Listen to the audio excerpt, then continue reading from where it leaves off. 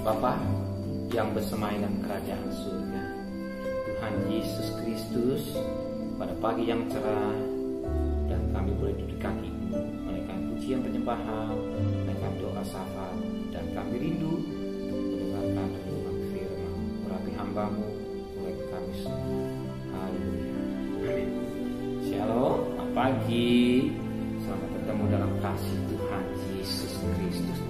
Hari kita akan membaca Pengkhotbah pasal 7 ayat 23 sampai ayat 29. Pengkhotbah pasal 7 ayat 23 sampai 29. Pengejaran hikmat yang mengecewakan. Kesemuanya ini telah kupuji untuk mencapai hikmat, kataku. Aku hendak memperoleh hikmat, tetapi hikmat itu jauh daripada. Apa yang ada itu jauh dan dalam, sangat dalam. Siapa yang dapat menemukannya? Aku tunjukkan perhatianku untuk memahami, memiliki dan mencari hikmat dan kesimpulan, serta untuk mengetahui bahwa kefasikan itu kebodohan dan kebebalan itu kegilaan. Dan aku menemukan sesuatu yang lebih pahit daripada maut, perempuan yang ada jala, yang hatinya ada jerat, dan tangannya adalah belenggu. Orang yang dikenal Allah terhina daripadanya, tapi orang yang berdosa ditangkapnya. Lihatlah, ini yang kudapati, kata pengkhotbah. Sementara menyatukan yang satu dengan yang lain untuk mendapat kesimpulan, yang masih kucari tapi tidak kudapati. Kudapati seorang laki-laki di atas 1.000, tapi tidak kudapati seorang perempuan di antara mereka. Lihatlah, hanya ini yang kudapati, bahwa Allah telah menjadikan manusia yang jujur, tapi manusia mereka mencari banyak dalil. Kita perhatikan firman Tuhan pada ayat 29. Lihatlah, hanya ini yang kudapati, bahwa Allah telah menjadikan manusia yang jujur, tapi mereka mencari banyak dalil. Tuhan menciptakan manusia sebenarnya menimbulkan jujur, tapi manusia banyak dalil. Tapi ketika seorang adik kakaknya Kain dan Habil, saat itu Tuhan ingin bertanya kejujuran daripada manusia nama Kain. Kain, di mana adikmu Habil? Di mana adikmu Kain? Habil. Kata Habil. Apa kata Habil? Kain. Kejadian pasal 4. Kejadian pasal 4 ayat 9. Firman Tuhan kepada Kain, di mana Habil adikmu itu? Ya. Di mana Habil adikmu itu? Ya. Apakah Tuhan tidak tahu Habil dibunuh oleh Kain? Tahu. Tapi Tuhan ingin melihat kejujuran hati manusia yang bernama Kain. Hati yang bernama manusia bernama Kain. Firman Tuhan berkata kepada Kain, di mana Habil adikmu? Apa jawab Kain? Aku tidak tahu. Apakah aku penjaga adikmu? Ya, inilah manusia. Banyak dalih. Justru Tuhan ingin lihat kejujuran manusia. Sering manusia berdalih dengan macam-macam alasan.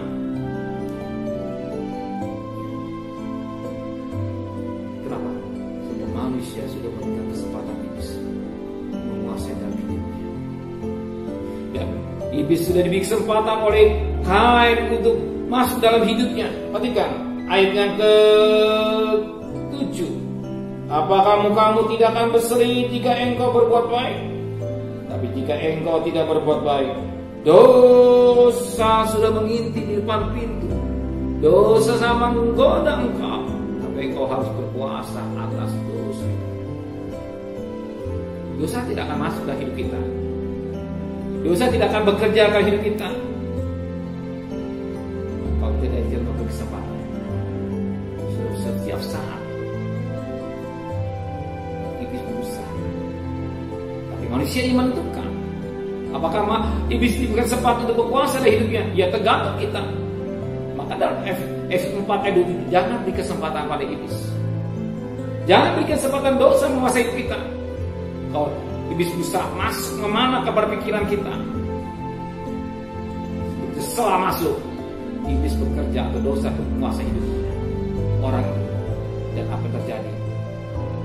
Kain memberi kesempatan. Kain memberi kesempatan. Dia bunuh adiknya Habil. Dia bunuh adiknya. Kenapa? Kain memberi kesempatan. Makanya jangan beri kesempatan. Ini yang penting. Jangan beri kesempatan iblis bekerja dalam rumah tangga kita, dalam hidup kita, dalam pelayanan kita, dalam pekerjaan kita. Sebab iblis pintar, licik. Dia selalu mencari kesempatan. Bukan setiap minggu, setiap saat. Setiap saat. Kalau sudah jauh dari Tuhan, tidak mau dekat dengan Tuhan, iblis semakin senang. Semakin jauh dari Tuhan, iblis semakin senang. Sebab iblis berusaha sepintar-pintarnya. Lihat, Adam dan Hawa gagal.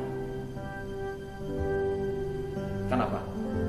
Hawa memberi kesempatan berdialog dengan iblis. Hawa memberi kesempatan untuk berdialog dengan iblis. Sebenarnya kalau dia tidak senang. Demikian juga dosa, kalau diberi kesempatan dia akan menguasai hidup kita. Maka betapa penting hidup kita ini, hati kita ini, bejana hati kita ini dipenuhkan dengan firman Tuhan. Sebab dalam hati manusia ada rongga yang kosong. Bejana manusia ada rongga yang kosong. Siap apa yang kita isi? Dunia. Isi dunia keinginan daging, tanpa hidup, keinginan mata. Isi dengan dunia ini, cepat lambat dosa akan menguasai hidup manusia itu. Dan jangan kaget dengan dalil banyak manusia lakukan. Dan kalau kita izinkan dosa menguasai, atau dunia menguasai kita, izinkan Tuhan yang bertata dalam hidup kita, izinkan Roh Allah bertata hidup kita, izinkan Tuhan yang menguasai hidup kita. Sebab kita milik Dia, milik kepunyaan Tuhan. Perhatikan hidup kita ini. Sejak kita ditebus oleh darah, saat kita berubah, kita bukan hamba dosa, tapi hamba Tuhan. Kita bukan hamba dosa atau hamba iblis, tapi hamba Tuhan. Jangan berpikir hamba Tuhan, hamba pendeta. Tidak. Setiap manusia yang ditebus oleh darah anak domba, hamba Tuhan. Oh, pendeta jabatan, organisasi, pendeta jabatan. Semua saudara saya hamba Tuhan. Ingat, camkan baik-baik. Kita semua hamba Tuhan, bukan hamba dosa. Kalau kita menempatkan hamba Tuhan, berarti kita jadi diperintah, dikendalikan oleh Tuhan. Hidup kita, pikiran, perasaan, kehendak kita dikendalikan oleh Tuhan. Maka serahkan hidup kita, jiwa kita kepada Tuhan, kepada jiwa dan pikiran, perasaan dan kehendak kita. Serahkan pagi-pagi, soal cerdas, pintar. Saya senang dengan saudara pada pagi hari ini. Cerdik, pikiran, perasaan dan kehendak kita semua dalam kuasa Tuhan. Saya mampu langkah. Ya Tuhan, ya langkahku diatur oleh firman-Mu. Ada perintah bagi kami. Mazmur 119 ayat 1. Itu kita ini tak sadar, sudah siap tahu saya. Tak sadar kita jadi kakek. Tak sadar kita berumah tangga. Tak sadar kita selipati. Kita pasti sama-sama di langit dan bumi baru bersama-sama dengan Tuhan. Izinkan Tuhan bertata hidup kita, bukan iblis yang bertata hidup kita atau dunia bertata hidup kita. Yakobus 4. Kita dunia, kita berusaha dengan Allah. Dan UNESCO arti lekat dengan Tuhan, ada hubungan dengan Tuhan, mengenal Tuhan, berikan hubungan suami istri. Tuhan memberkati kasih. Terima kasih Bapa di surga, Engkau menunjukkan kami jangan yang berdalih. Kami, Engkau mau kami menjadi orang yang jujur dengan apa yang kami nikmati dan kami hargai semua dengan baik. Maka Tuhan, sucikan pikiran kami, tangan kami, perbuatan kami. Ya, kami selalu hidup dalam pimpinan Roh Kudus, sebab kami adalah milik Tuhan. Selalu menjadi pimpinan Roh Kudus, kami menjadi hamba-hamba Allah, bukan hamba iblis atau hamba dosa, tapi hamba Allah, menjadi kepunyaan Allah, milik Allah, perintah Allah. Karena hamba budak perintah Allah, mendapatkan hingga kerendahan hati. Terima kasih Bapa. Berkati jalan kami, pikiran selamat, pulang dan selamat. Dan kami terlalu yakin berkat sudah setia buat hidup kami.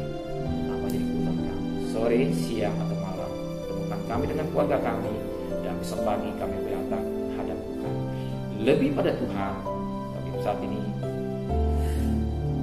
lebih pada Tuhan, kami mohonkan Tuhan berkati Bapak Presiden, Wakil Presiden, para menteri, gubernur, bupati, wali kota, camat, lurah, RW, MT, medis, relawan, TNI, Polri, mereka-mereka yang bekerja di garis depan.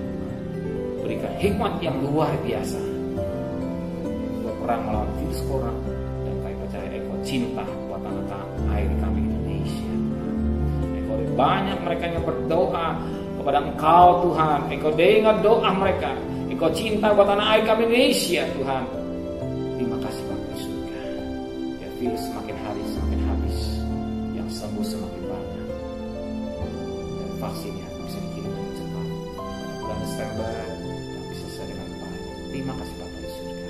Dan terkasih, terimalah berkat nikmat dari Allah Bapa, cinta kasih sayang dari Tuhan Yesus Kristus, dan berkat Roh Kudus nyata saudara hari ini sampai Maranatha.